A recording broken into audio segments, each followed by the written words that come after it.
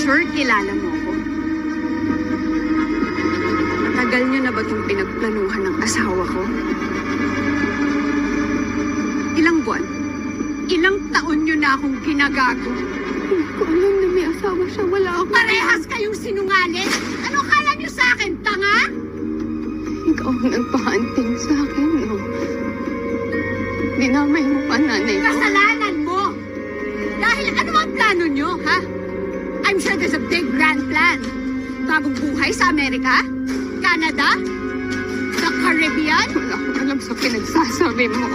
Milyon-milyon ang ninakaw ng asawa ko sa kumpanya namin. Alam nga naman, bibili lang kayo ng rest house